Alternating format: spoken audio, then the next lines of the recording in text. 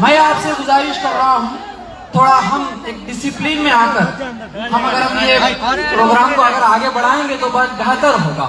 मैं यहाँ पर पहली मर्तबा आया हूँ आप लोगों की मोहब्बत देखने के लिए। मैं भूखा हूँ मोहब्बत का, और यहाँ पर औलाद रसूल है, हम उनका एहतराम करें। और इस्लाम भी हमें यही सिखाता है कि डिसिप्लिन फर्स्ट।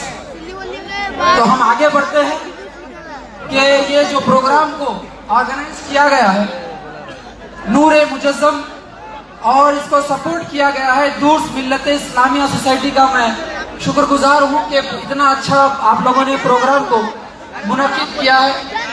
बहुत बहुत शुक्रिया। अब हम आप लोगों ने मुझे देखा होगा, कितने लोगों ने देखा हो, एक बार हाथ उठाओ। माशाअल्लाह, तो देखा होगा। तो अल्लाह के फजल करम से ये एक आपका भाई जो दीनी जज्बा लेकर निकल पड़ा है, एक खिदमत का ख्वाब देखकर और इतिहास का एक जुनून लेकर, एक पागलपन है मेरे में, वो एक लेकर फिर रियासतों का दौरा कर रहा हूँ। अल्लाह ने मुझे यहाँ पर एक बेहतरीन मौका दिया है आप लोगों के बीच में आकर मैं इस मुल्क के हालात से आप लोगों को वाकिफ कराऊं।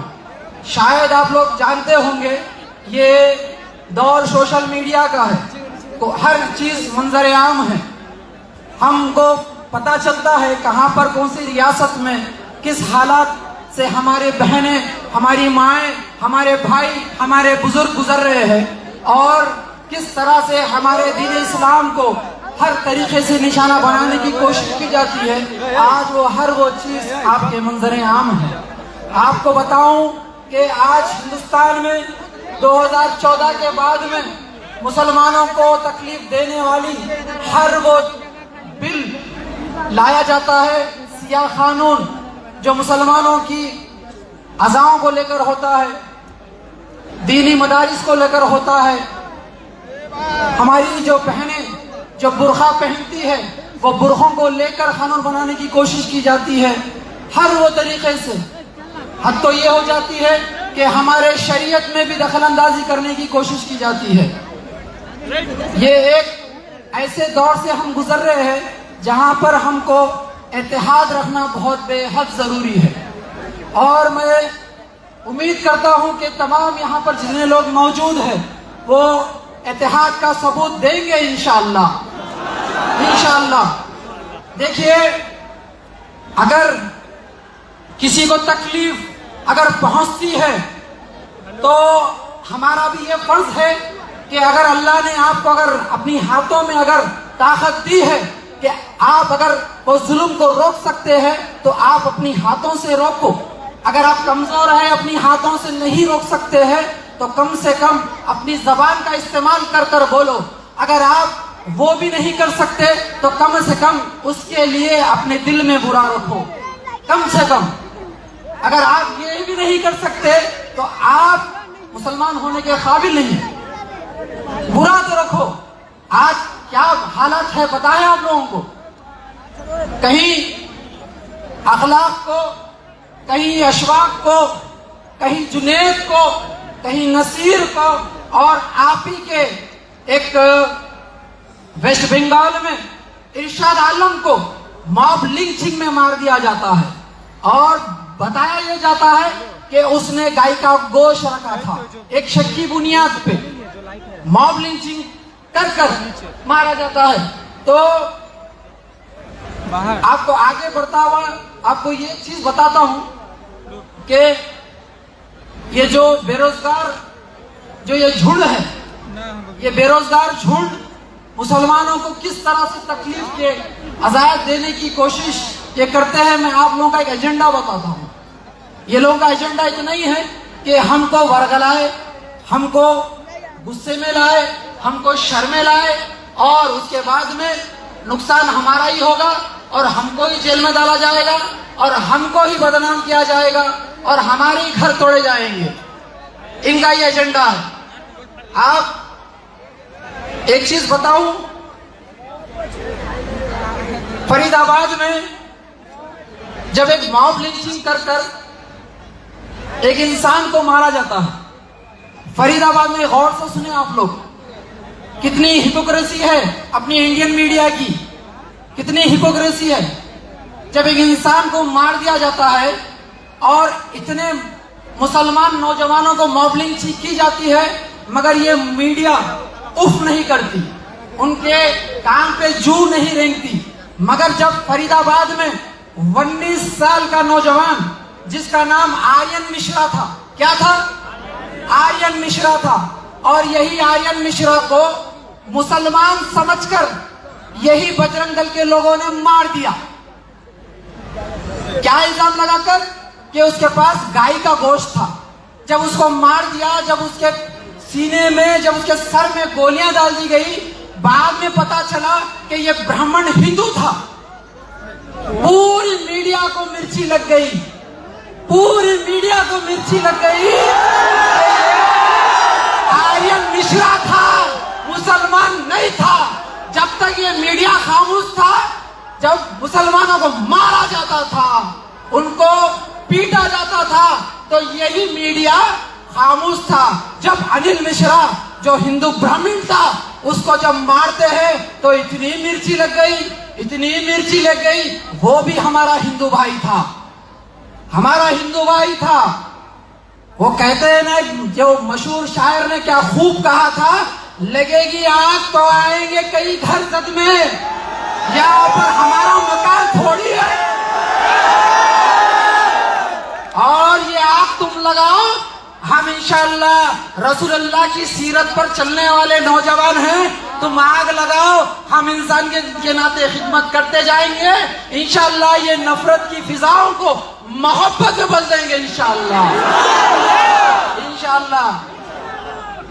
मुसलमानों के दुकानात, मुसलमानों के मकानात और मुसलमानों के नाम से नफरत, मस्जिदों से नफरत, कब्रस्तानों से नफरत, दीनी मदारिस से नफरत, और हम गुमराही में हैं। आपको मैं यहां पर आगाह करने के लिए आया हूं, और मुझसे जो हो सकता है मैं आप लोगों के दरमियान में रखना चाहता हूं। सुनिए, जेसीबी बोलते ही हमको एक जना याद आता ना, याद आता ना, उसके लिए एक पैगाम लाया मैं। जेसीबी जो इस्तेमाल कर use of JCB and miss use of JCB बताता हूं मैं। अब use of, miss use of JCB बताता हूं। मिस यूज ऑफ जेसीबी क्या क्या है?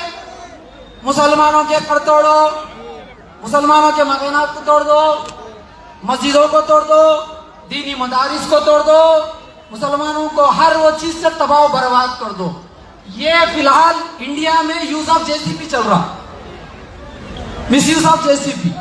अब मैं आपको यूज ऑफ जेसीबी बताता हूं। तेलंगाना रियासत के एक खम्मम डिस्ट्रिक्ट में सैलाब आता है। क्या आता है? सैलाब आता है। सुनिए गौर से, सुन ले भाई, तू यूपी वाले, तू भी सुन ले, मैं तेरे लिए पैगाम लाया।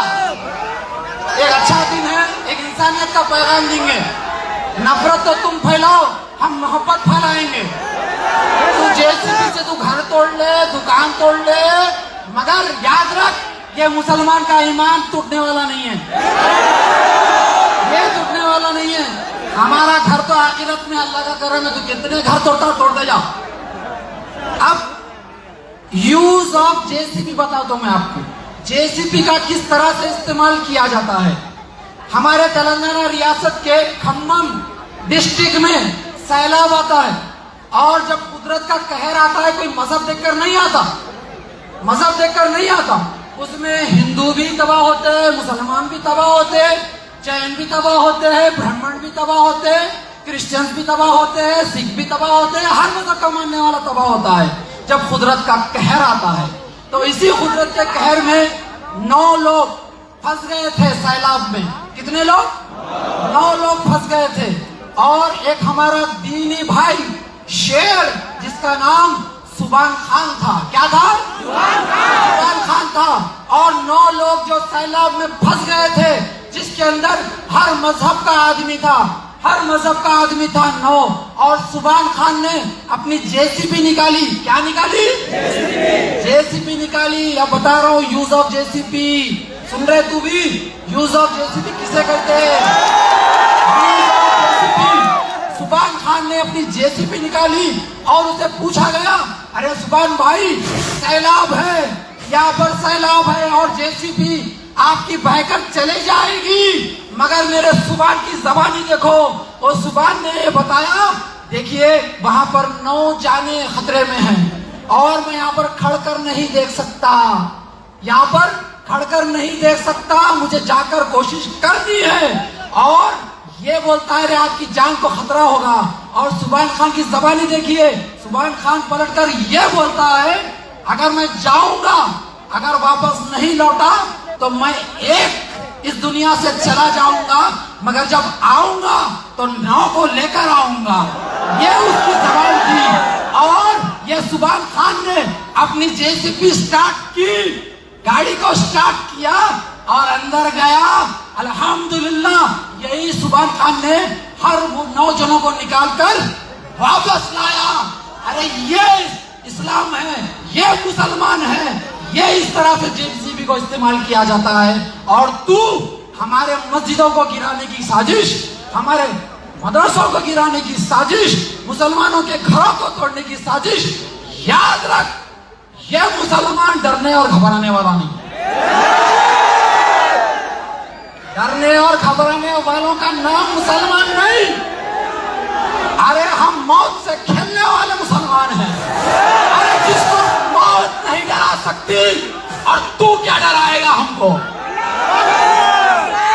अरे ये हम मुसलमान। और ये बेरोजगारी का झुंड, आरएसएस हो, वीएचपी हो, बजरंग दल हो, चाहे जितने भी हो, उन सब सुन ले, यहाँ जितने नौजवान हैं वो तुम सब बेरोजगार झुंड, यहाँ के नौजवानों की पैरों की धूल है। आज मुसलमानों को डराया जाता है, आज मुसलमानों को हर वो चीज से तकलीफ वजायत देने की कोशिश की जाती है, माशी हालत से कोशिश की जाती है कि उनको कमजोर किया जाए, उनको डराया जाए। मगर वो नादानों को नहीं पता कि हम यूसुफ अलैहिस्सलाम की सुन्नतों को भी फॉलो करते हैं, जो जेल जाने से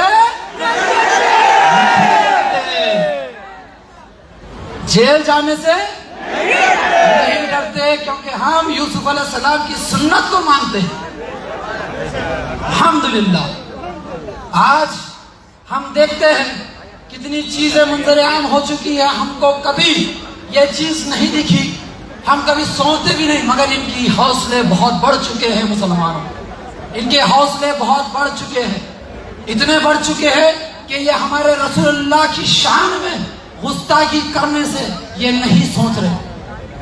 ये थोड़ा आप गौर और फिक्र करने की जरूरत है।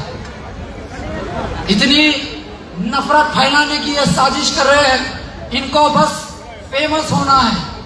ये फेमस होने के लिए हमारे रसूलुल्लाह की शान में गुस्ताखी करते हैं, क्योंकि ये इतने नस्ल हराम हैं, इनको कोई पहचानता नहीं। बस हमारे रसूलुल्लाह का नाम ले लो और मशहूर हो जाओ। और हम यहाँ से मैं एक बहुत अच्छा पैगाम देना चाहता हूँ नौजवानों को, क्योंकि ऐसे नौजवानों की महफिल बहुत कम होती है। माशाअल्लाह तकरीबन यहाँ पर 70% से ज्यादा मुझे यहाँ पर सरों पे ताज नजर आ रहे। और जब ये ताज माशाअल्लाह और ये चेहरे पे दाढ़ी आप यकीन जानिए रखना शुरू कर दो, दुश्मनों के सीनों पर सांपा लौटते। सर पे ताज, चेहरे पे दाढ़ी रखना शुरू कर दो, 5 वक्त की नमाज अदा करना शुरू कर दो और रसूलुल्लाह की सीरत को फॉलो करना शुरू कर दो। इंशाअल्लाह कामयाबी आपके कदमों में है, कामयाबी आपके कदमों में है। मैं सलाम उस पर जिसने बादशाही में फकीरी की, सलाम उस पर जिसने जख्म खाकर फूल बरसाए, सलाम उस पर जिसने गालियां सुनकर दुआएं दी। सलाम उस पर जिसके घर में ना सोना था ना चांदी थी। सलाम उस पर जिसने कुफ्र की कुव्वत को कुचल डाला। सलाम उस पर। रसूलुल्लाह सल्लल्लाहु अलैहि वसल्लम के हम गुलाम हैं, गुलामों के गुलाम हैं। अगर ये गुस्ताखी ये हिंदुस्तान में अगर बंद नहीं हुई तो हम खुदा की कसम हम ये सड़कें हम हिंदुस्तान में हर जगह भर देंगे।